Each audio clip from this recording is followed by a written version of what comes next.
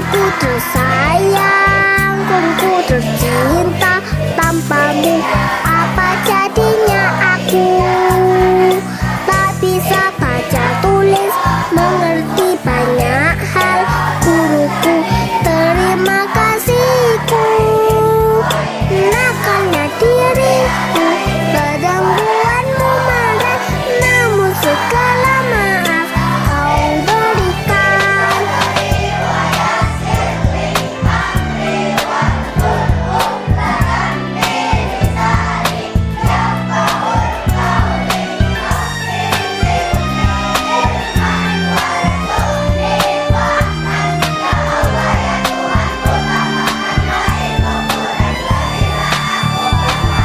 Selamat pagi semua, ku nantikan dirimu di depan kelasmu, menantikan kami.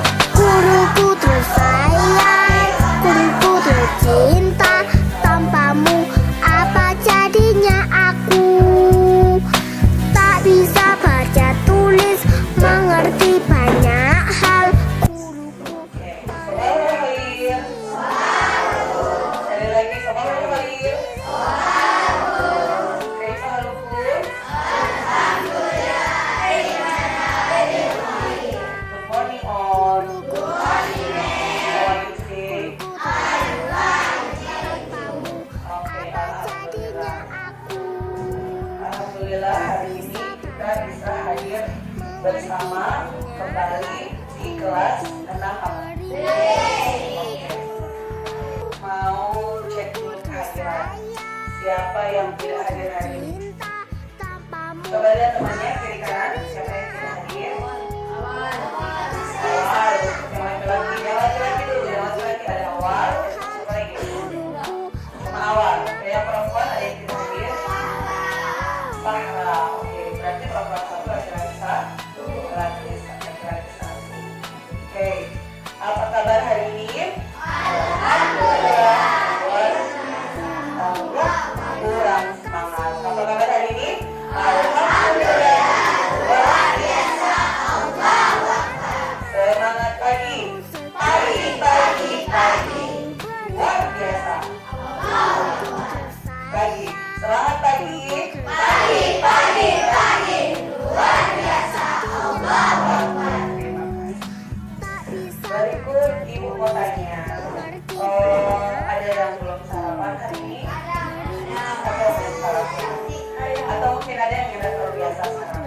Tidak usah dipaksakan. Kalau ada yang memang tidak biasa sarapan dan bapak yang tidak mau itu, saya ikuti. Ada memang orang yang tidak biasa sarapan. Tapi bagi yang biasa harus sarapan dulu. Alangkah baiknya sebelum ke sekolah sarapan dulu. Tapi jangan terlalu kenyang. Karena biasanya kalau terlalu kenyang pagi bisa menyebabkan ngantuk. Oke. Ibu mau tanya lagi ya. Ada yang bersedih hari ini? Ada yang bersedih? Ibu harap semua dalam keadaan bahagia untuk datang ke sekolah hari ini. Tapi kalau ada yang sedang bersedih, boleh bagi-bagi dan kesedihan bersama-sama. Nanti siapa tahu kita bisa bantu buat happy kembali. Ada yang bersedih hari ini? Tidak ada. Semua bahagia. Semua bahagia. Betul bahagia. Oke, sekarang kita buktikan kebahagiaan itu dengan profil belajar Pancasila. Oke, artinya toh belajar Pancasila semangat ya, buktikan. Kalau lagi tidak sedih, berarti pagi ini orang semua semangat. Sekarang kita buktikan dulu profil belajar Pancasila. Oke, siapa yang bikin? Siapa yang tahu gerakannya? Siapa yang tahu gerakannya? Belajar Pancasila.